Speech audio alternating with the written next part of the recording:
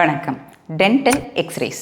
நம்ம டென்டிஸ்ட் கிட்ட போனோன்னா நம்ம தாடை, எலும்பு, பற்கள் எல்லாமே ஒரே எக்ஸ்ரேல தெரிகிற மாதிரி ஒரு எக்ஸ்ரே எடுக்க சொல்கிறாங்களே, அது எதுக்காக எடுக்கிறோம், அதோட பயன்கள் என்ன, அதை பற்றி தான் இந்த வீடியோவில் பார்க்க போகிறோம். I am doctor Indumathi, Malar dental clinic, Coimbatore.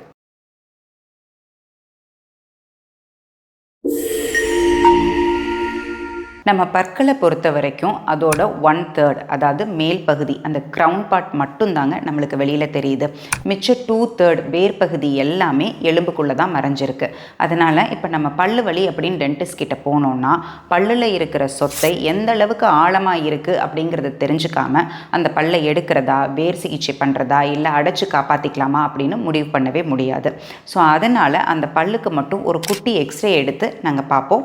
அதில் எந்த அளவுக்கு சொத்தை ஆழமாக இருக்குது அப்படிங்கிறத பொறுத்து அந்த பல்லுக்கான ட்ரீட்மெண்ட் முடிவு செய்யப்படுது. அடுத்தது ஓபிஜி. பல்லில் இருக்கிற எல்லா பிரச்சனைகளையும் இந்த மாதிரி ஒரு குட்டி எக்ஸ்ரே எடுத்து நம்மளால் டயக்னோஸ் பண்ண முடியாதுங்க. அதனால் நம்மளோட மேல் தாடை, கீழ்த்தாடை, அதில் இருக்கிற எல்லா பற்களையும் ஒரே எக்ஸ்ரேயில் தெரிகிற மாதிரி ஒரு எக்ஸ்ரே எடுப்போம். அந்த எக்ஸ்ரேக்கு பேர் தான் ஓபிஜி, ஆர்த்தோ பேண்டமோகிராம். இப்போது இந்த ஓபிஜி நம்ம எப்பப்பெல்லாம் எடுக்கிறோம் அப்படின்னா, முதல்ல மல்டிபிள் டிகே, அதாவது நிறைய சொத்தை இருக்கிறவங்க, அங்கங்கே சின்னதாக நிறைய பற்களில் சொத்தை இருக்கிறவங்களுக்கு ஒரு பல்லுக்கும் நம்ம தனித்தனியாக எக்ஸ்ரே எடுத்து பார்த்துட்ருக்க முடியாதுங்க. அப்போ இந்த மாதிரி ஒரு ஃபுல் எக்ஸ்ரே எடுத்து பார்க்கும்போது பல்லோட இடுக்குகளில் மறைஞ்சிருக்கக்கூடிய சொத்தை, இல்லை வேர் பகுதியில் இருக்கக்கூடிய சொத்தை எல்லாத்தையுமே நம்ம இந்த எக்ஸ்ரே மூலமாக தெரிஞ்சுக்கலாம். அடுத்ததான் நமக்கு 18 வயசுக்கு மேலே முளைக்கக்கூடிய 3வது கடவாய்ப்பல், அதாவது விஸ்டம் டூத். அது முளைக்கும் போது நம்மளுக்கு வலி ஏற்படுது, இல்லை வேறு ஏதாவது தொந்தரவு இருக்குது அப்படின்னா, அப்போது அந்த பல்லோட பொசிஷன் எங்கே இருக்குது அப்படிங்கிறத தெரிஞ்சுக்கிறதுக்கும், அந்த பல்லை எடுக்க வேண்டிய சூழ்நிலை ஏற்படுது அப்படின்னா அந்த பல்லுக்கு கீழே இருக்கிற நரம்பு எந்த அளவுக்கு பக்கத்தில் இருக்குது அப்படிங்கிறது எல்லாத்தையுமே இந்த எக்ஸ்ரே மூலமாக பார்த்துட்டு அதுக்கப்புறம் தான் நம்ம அந்த பல்லை ரிமூவ் பண்ண முடியும். அடுத்ததான் ஈறுநோய். ஈறுநோய்ங்கிறதும் ஒரே ஒரு பல்லை மட்டும் பாதிக்கக்கூடிய ஒரு நோய் கிடையாதுங்க. அது எல்லா பற்கள்லையுமே அந்த பாதிப்பு இருக்கும். அப்போ இந்த மாதிரி ஒரு எக்ஸ்ரே எடுத்து பார்த்தா மட்டும்தான் எந்த அளவுக்கு எலும்பு தேய்மானம் இருக்குது, எந்த அளவுக்கு ஈறுநோய் எல்லா பற்களையும் பாதிச்சிருக்கு, பற்களை நம்மளால் காப்பாற்ற முடியுமா முடியாதா, இது எல்லாமே இந்த எக்ஸ்ரே பார்த்து தான் நம்ம தெரிஞ்சுக்க முடியும்.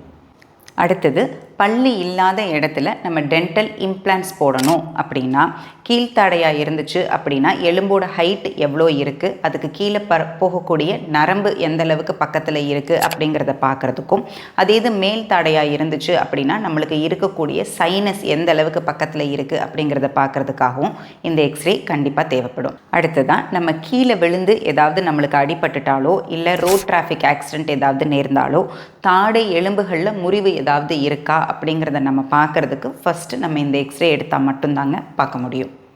ஸோ இந்த மாதிரியான பல்லு சம்மந்தப்பட்ட நிறைய பிரச்சனைகளை நம்ம ஒரு ஓபிஜி எடுக்கிறது மூலமாக நம்மளால் டயக்னோஸ் பண்ண முடியும். ஸோ உங்கள் டென்டிஸ்ட் உங்ககிட்ட ஓபிஜி எடுக்க சொன்னாங்க அப்படின்னா தாராளமாக யோசிக்காமல் எடுத்துக்கலாம். இது ரொம்பவே சிம்பிள் ப்ரொசீஜர் தாங்க. மற்ற உடல் உறுப்புகளுக்கு நம்ம எக்ஸ்ரே எடுக்கிறத விட ஓபிஜி எடுக்கிறதுல இருக்கிற ரேடியேஷன் லெவலும் ரொம்ப குறைவு தான். ப்ரெக்னென்ட் லேடிஸ் மட்டும் ஓபிஜி எடுக்கிறதுக்கு முன்னாடி நீங்கள் ப்ரெக்னெண்ட்டாக இருக்கீங்க அப்படிங்கிறத டாக்டர்கிட்ட இன்ஃபார்ம் பண்ணணும். உங்களுக்கு தேவையான லெட் ஏப்ரன், தைராய்டு காலர் இதெல்லாம் போட்டு சேஃபாக எடுத்துக்கலாம். தேங்க்யூ.